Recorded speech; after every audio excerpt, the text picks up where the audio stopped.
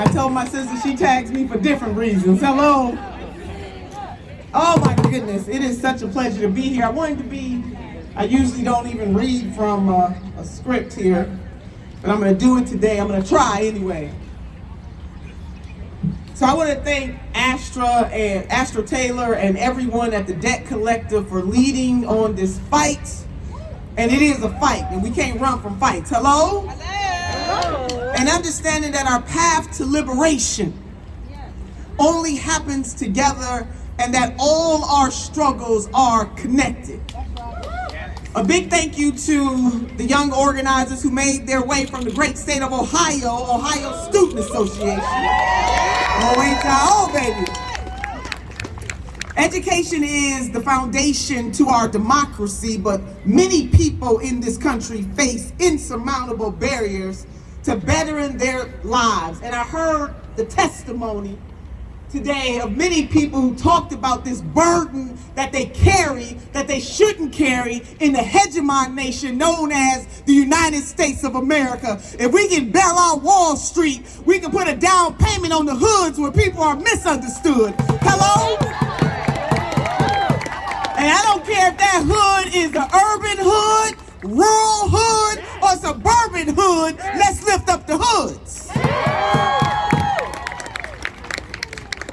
And we know that this burden falls particularly in an unequal way on black folks and other people of color, and we just got to go ahead and put that in the testimony as well.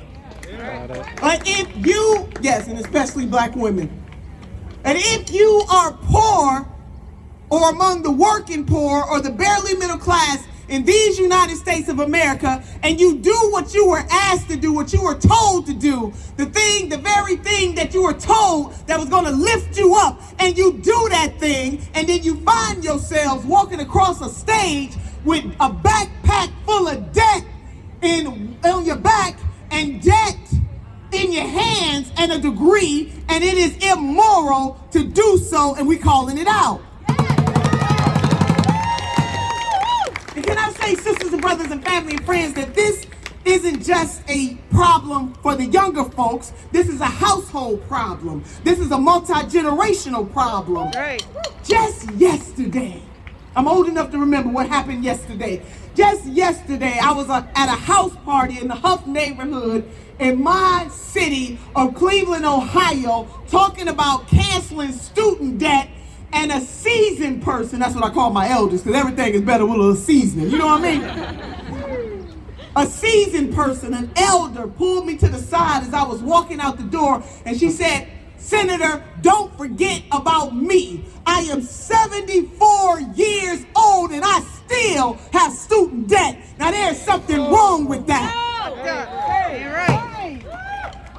So we are standing here today as a coalition of multiracial, multi-issue groups to call on certain leaders to do the right thing. If that thing is not, and I'm talking to 45 million of my closest friends and the people who love them, that we must call, we must text, we must tweet, we must gram, we must TikTok, baby, give them a message in a bottle and let them know that we're not gonna stand for this.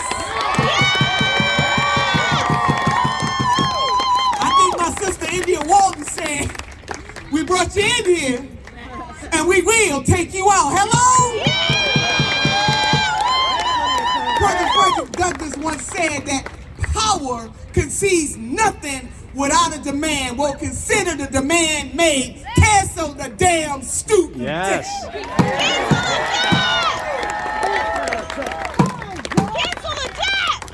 I know ain't none of that on the script, but I'm off of it now. I'm speaking from my heart.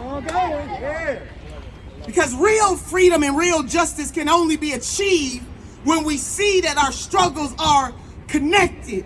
We need to realize that what harms your ability to live a good life will impact my ability to live a good life. In other words, what happens over there happens over here. If it happens to you, it happens to me. And you don't have to be someone that is struggling with student debt right now in this moment to understand what a burden is. But let me give my testimony, if I may, that I am a first generation college graduate.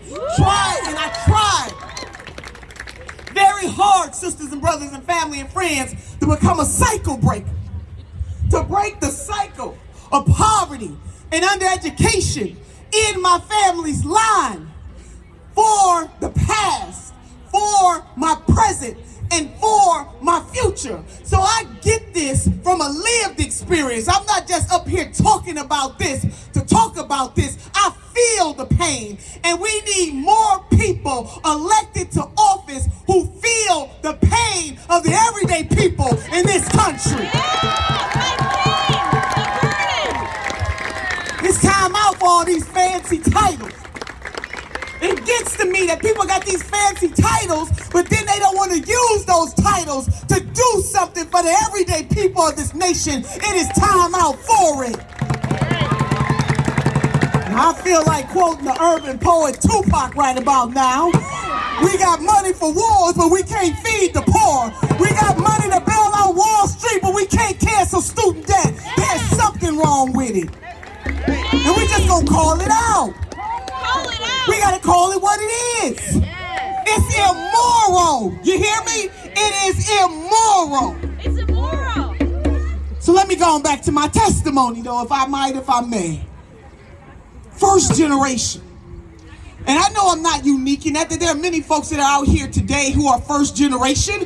There are some people who are not out here with us today. They are first generation. They can feel it. Sister, give my speech. I'm all off of it anyway, so thank you, baby. My sister got me. My sister's got me. My sister's got me. Forget the speech. Got it. I'm just going to speak from the heart. But come on, first generation. Can I? This is the thing, though. But I want you. You know, sometimes we hear, but we not listening. So I want you to listen to what I'm saying to you.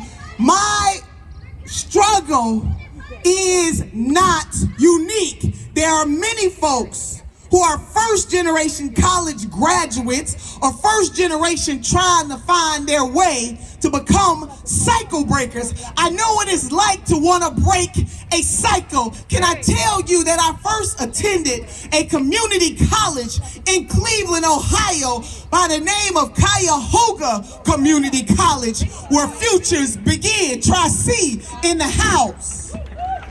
But do you know that things happen to you in life that you cannot control? And when I was a sophomore at that institution, I got some very bad, sad, traumatic news that changed my entire life. And to make a long story less long, let me just get to it. My mama was in the hospital with a coma, or in a coma. And here I am, a sophomore at a community college trying to become a cycle breaker. Little did I know that the woman who birthed me and 6 other people into this world, I am the oldest of those children. Little did I know that the news that the doctor was eventually going to give my family and me was that my mama was not coming out of that coma, that at the young age of 42 years old, she was going to die.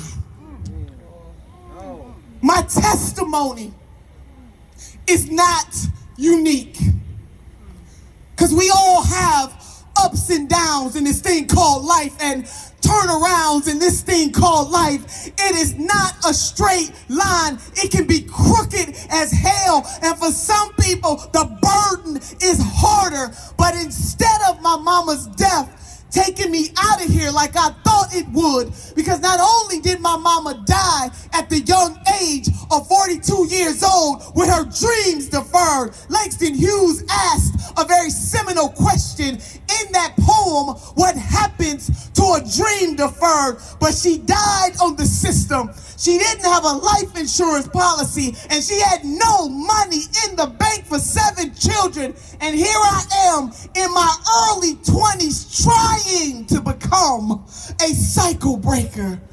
But can I tell you, sisters and brothers and family and friends, I used that moment to fuel my determination so that in my mama's memory, I was gonna get those degrees. So I walked across the stage of Cuyahoga Community College where futures began with a degree in my hand. Hello? Then I matriculated to Cleveland State University, walking across the stage to get that bachelor's degree in my hand. Hello? And then a master's degree in my hand. Hello? I did it for my mama. Talking about the past. I did it for myself. Talking about the present. I did it for my son. Talking about the future. It is about the past. It is about the present. And it is about the future. And what we are saying right now, that my story is not unique. Many of you have a story. It might not be as traumatic as mine, but this is what the point is. That in the United States of America, debt, because you decided to go and advance yourself through higher education, should not happen in this country. No how, no way.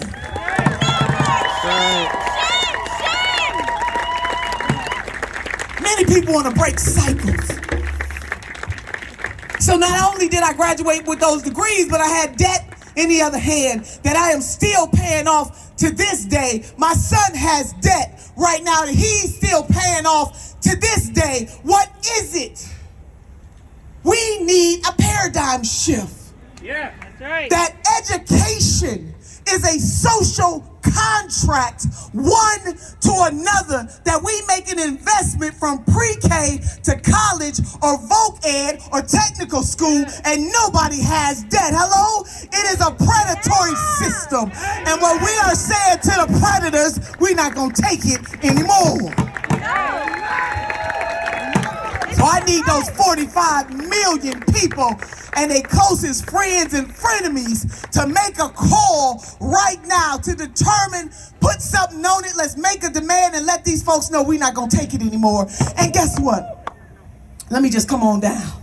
Come on down. I need to be where the people are. That's right. That's why I mess with you. Speak it how you feel it, sister.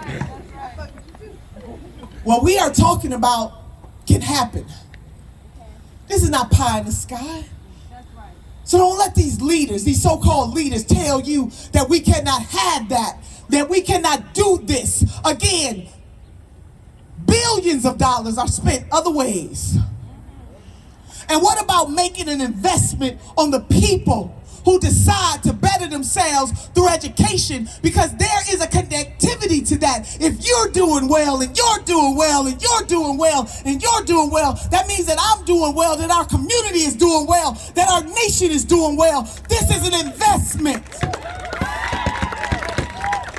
And for those smart alecks out there talking about, well, they shouldn't have took on the debt. They shouldn't have took on the debt. I don't hear you talking that mess when we bailed out Wall Street. I don't want to hear nothing about they shouldn't have took on the debt. Talk about it. Why are you going to be penalized for trying to better yourself?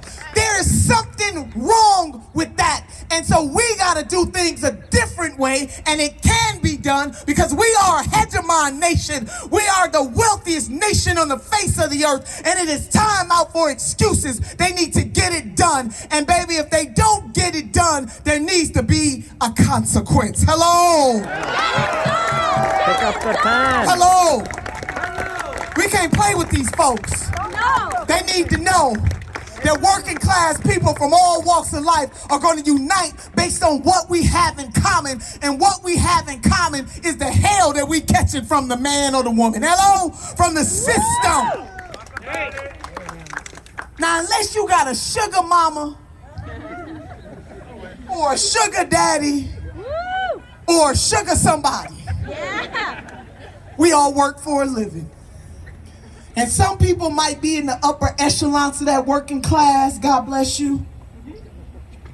Some people might be in the middle of that working class. Some people may be barely holding on to that working class, and some people are just plain poor. They just here. They trying to make it. I don't know about you, but I was a college professor at that very institution that I received my first degree. And on the first day of class, I would ask my students, what do you want to be when you grow up? And I have never had any, as my grandmother would say, any of my students say the following: Professor Turner, when I grow up, I want to be poor. I want to have a lot of student debt. I want to be on public assistance. That's the life for me. Everybody has a hope and a dream for better. And part of creating better is being able to advance your education if you choose to do so, and you should not be penalized for doing it. So what we are saying is cancel the student debt. Cancel the student debt. Cancel it all. Cancel it all. Cancel it all. Cancel it all. Cancel it all. Cancel it all. Or at least cancel that first 10,000 you said you were gonna cancel. Talk about it. Right.